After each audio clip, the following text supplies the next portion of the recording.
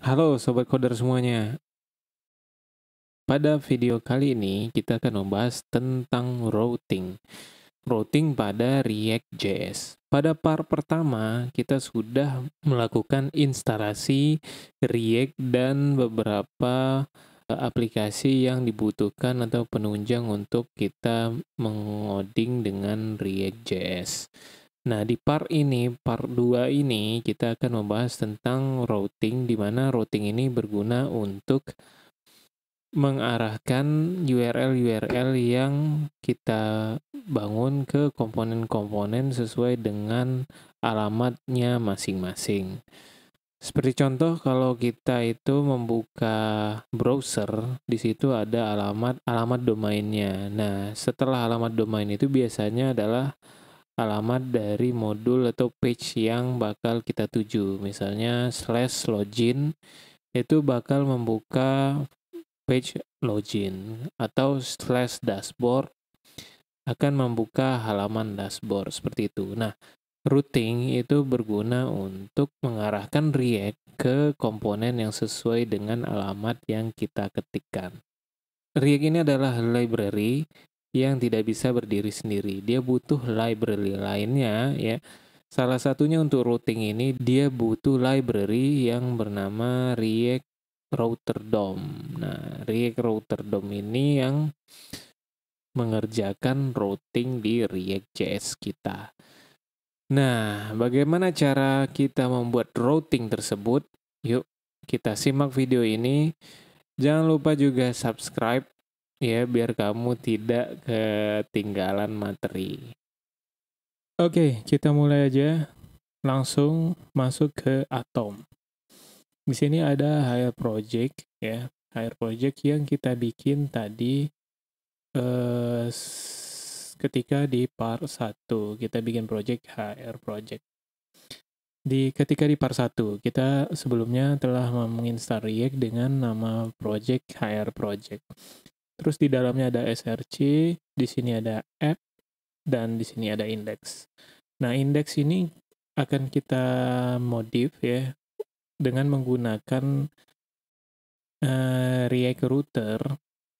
React Router ini digunakan untuk sebagai router bagi URL-URL yang dituju. Contohnya misalnya kita mau bikin container dashboard. Nah, nantinya container dashboard itu bisa diakses menggunakan localhost port 3000/dashboard.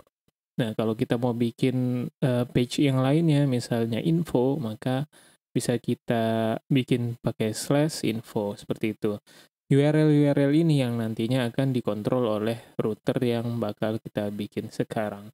Nah, untuk instalasi sendiri ya, kamu bisa lihat di package.json. Di sini adalah dependencies yang kita pakai.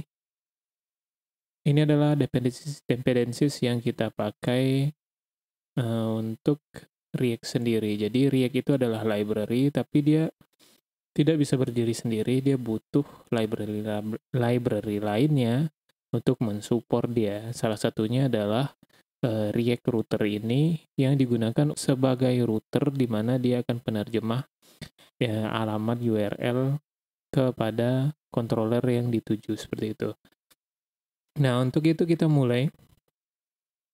Kita masuk ke Git base kita, folder di mana kita bikin project tersebut. Di sini kita bikin di training camp AR project. Nah, seperti ini. Kemudian kita perlu menginstal React Router DOM. Caranya kita ketikkan npm install --save. Jadi --save ini untuk menyimpan ke package.json kita, sehingga nantinya kalau kita mau mengcloning ini dari Git atau dari source lainnya, kita tidak perlu install manual seperti ini, tapi cukup dengan perintah npm install. Kita ketikkan React Router DOM.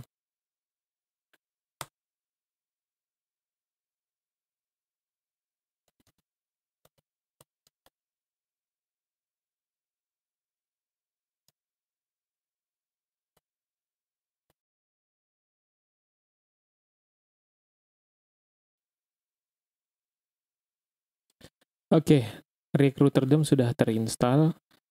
Boleh kita cek di package.json, dia akan membuat list library baru. Nah, ini dia, Recruiter.dom. Jadi dash save tadi itu fungsinya adalah untuk mencantumkan atau melist Recruiter.dom ini ke package.json. Seperti itu. Jadi dia tercatat sebagai library yang dibutuhkan. Kemudian kita masuk ke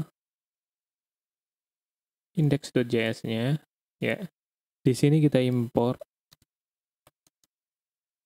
browser route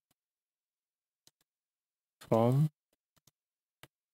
React router DOM. Nah, oke. Kemudian kita butuh React route browser route ini masuk ke atas atau di antara app, di antara app ini. Oke. Nah, browser root ini nanti yang akan mengontrol URL-nya. Kemudian kita butuh satu file tersendiri ya, di mana file ini digunakan untuk melist URL-URL yang kita gunakan. Kita tulis di sini nama file barunya routes. Kita import React.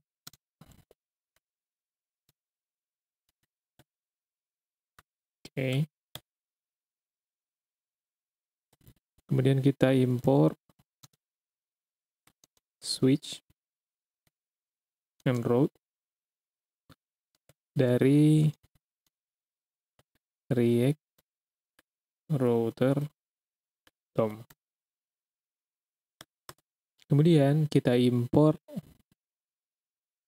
page yang bakal kita bikin. Nah, page yang kita bikin ini kita akan namakan dashboard. Nah, page yang kita bikin ini kita import. Nanti kita bikin dashboard.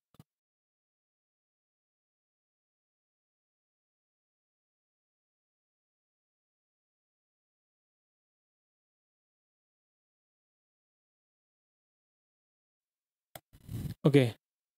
Tanda titik slash ini artinya satu level dengan posisi file yang kita tulis. Jadi di sini kita bikin satu file baru namanya dashboard sejajar dengan routes ini. Oke, sejajar dengan routes ya. Next, kita akan bikin sebuah kelas dengan nama dashboard. Kita import React. Kemudian kita import juga komponen from React. Kita gunain kelas dashboard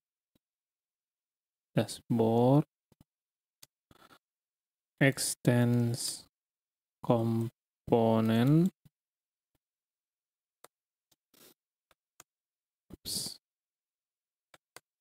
Ya.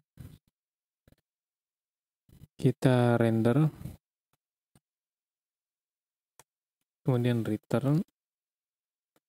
Returnnya di sini kita kasih aja penamaan dashboard. Jadi kita tahu bahwa page yang kita panggil adalah dashboard. Kemudian kita ekspor default dashboard. Nah, ini adalah kelas standar dari React. Ada extend komponen, kemudian kita ekspor dari kelasnya ini. Kemudian kita ekspor si kelasnya. Kenapa pakai kelas? Karena di React ini ada yang namanya lifecycle yang menggunakan kelas. Oke. Oh ya, di sini maaf ya, kita bikin ini browser router. Di sini juga browser router, di sini browser router. Kita nggak perlu React strict mode. Nah, oke. Dashboard udah kita bikin, kemudian indeksnya sudah, kita masuk ke apps-nya. Ini sudah ya. Kemudian kita butuh satu kelas baru lagi, kita namakan login.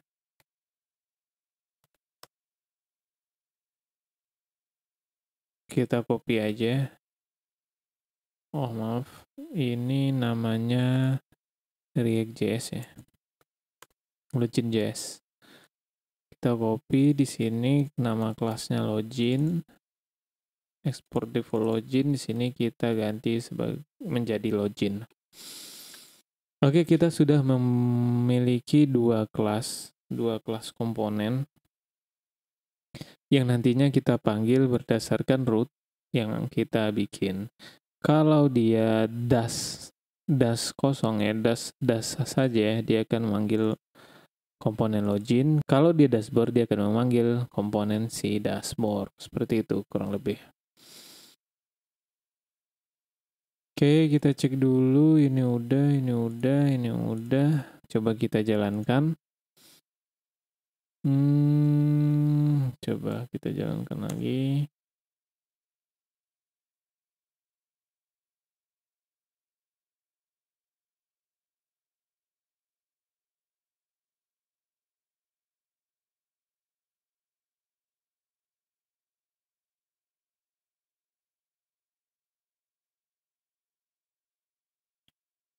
Oke, di sini ada kekurangan koma ya.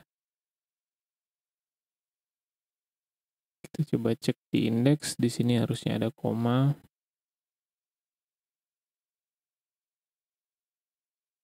Oke. Nah, sekarang kita udah berhasil membuat router ini berjalan sesuai dengan functionnya. Kita tes. Kalau tanpa embel-embel, dia akan pergi masuk ke login. Tapi kalau kita tambahin dashboard, terusnya tulisannya menjadi dashboard. Nah, ini.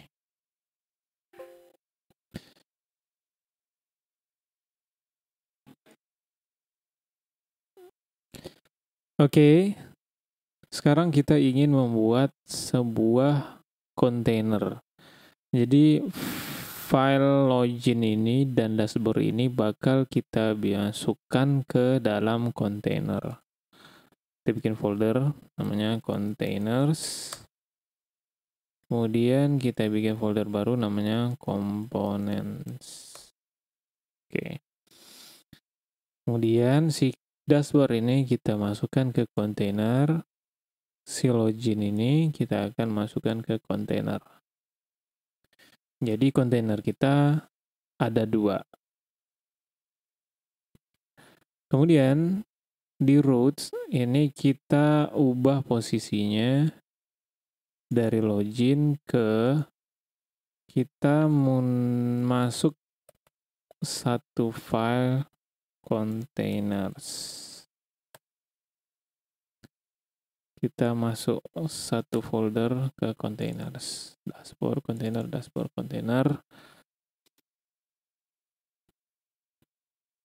Kita cek. Oke, udah benar. Nah, sekarang dari kontainer ini, seperti yang dibilang tadi, bahwa kontainer ini adalah satu tempat untuk menyusun atau menyimpan komponen-komponen. Nah, kita coba bagaimana kita membuat komponen dari kontainer si login. Caranya sama dengan membuat kelas, ya. Sama dengan membuat kelas.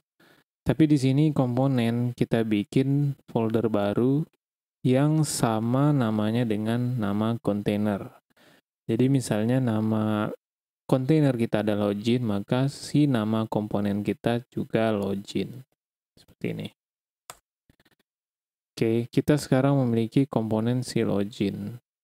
Saya ingin membuat informasi saat login, ya. Informasi saat login, kemudian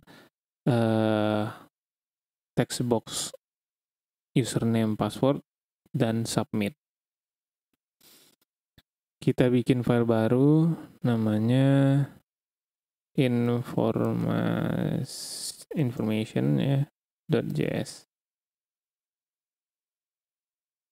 Login information.js. Oke. Nah, login information ini nanti kita bikin sebuah teks biasa ya. Tetap menggunakan kelas. Import React komponen from React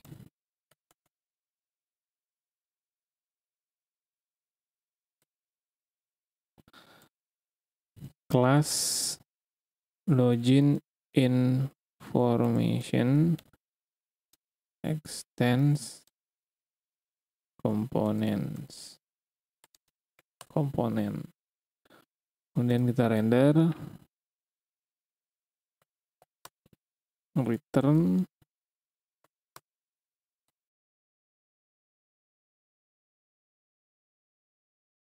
div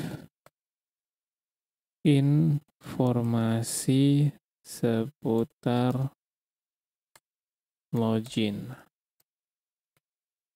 Div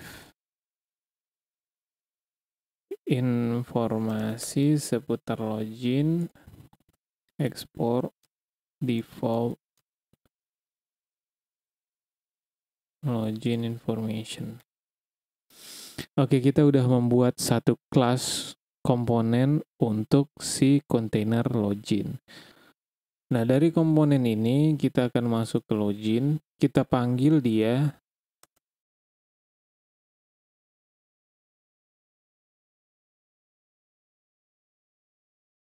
login information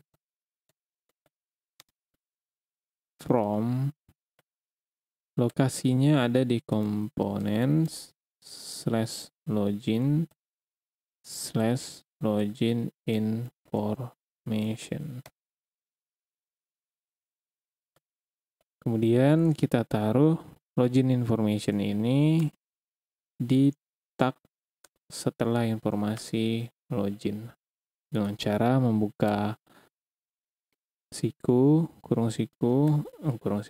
membuka tag login information, kemudian jangan lupa slash-nya. Oke, seperti ini. Jadi login ini akan memanggil satu komponen yang namanya login information. Kita lihat. Login information tidak ditemukan. Oke. Di sini kita turun satu level.